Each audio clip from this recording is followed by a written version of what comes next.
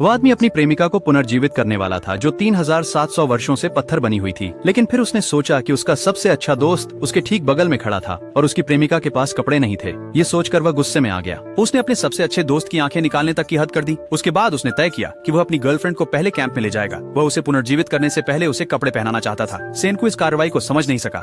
आखिरकार यह संकट का समय था। कौन बिना कपड़ों वाली महिला की परवाह करेगा। इसके अलावा पत्थर की मूर्ति भारी थी।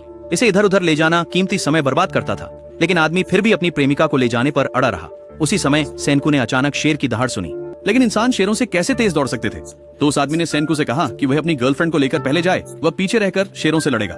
आखिरकार उसकी मांसपेशियां काफी मजबूत थीं। वह सेनको को भागने के लिए समय दे सकता था, लेकिन सेनको उसे छोड़ने के लिए तैयार नहीं था, क्योंकि मानव सभ्यता को फिर से बनाने के लिए केवल सेनको के शानदार दिमाग की ही नहीं बल्कि उस आदमी के शक्तिशाली शरीर की भी आवश्यकता थी। जीवित रहने के लिए उन्होंने एक जुआ खेलने का फैसला किया। वे उस सबसे मजबूत हाई स्कूल छात्र के पास भागे जिसे उन्होंने पहले पाया था, सुकासा शिशियो। वह वही था जिसने एक बार नंगे हाथों से 3 बाघों को मार डाला था। अगर वे उसे पुनर्जीवित कर सकते तो वह निश्चित रूप से शेरों को भगा सकता और संकट को हल कर सकता। सेनको ने जल्दी से उसके सिर पर पुनर्जीवन द्रव डाला, लेकिन उसके जागने से पहले ही शेरों ने उन्हें घेर लिया। उस नाजुक क्षण में पीछे से पत्थर टूटने की आवाज आई। एक आवाज ने स्थिति के बारे में पूछा। सेनको ने जल्दी से समझाया। समय बर्बाद किए बिना सुकासा ने अपनी ताकत से पत्थर से मुक्ति पाई। उसने अपने शरीर से पत्थर के टुकड़े निकाले और निर्दयता से हमला किया। शेर पीछे हट गए, लेकिन उनका नेता सीधे उस पर झपटा। जवाब में सुकासा ने एक ही वार में उसे उड़ा दिया। उसकी ताकत से डरकर बाकी शेर अपनी पूंछ दबाकर भाग गए। सुकासा की मदद से वह आदमी बहुत खुश हुआ। उनके पक्ष में इतनी जबरदस्त ताकत होने का मतलब था कि वे आखिरकार सुरक्षित हो सकते थे। लेकिन सेनको ऐसा नहीं सोचते थे। एक पाषाण युग में जहां बल का शासन था, सुकासा वह व्यक्ति था जो एक पंच में शेर के राजा को मार सकता था।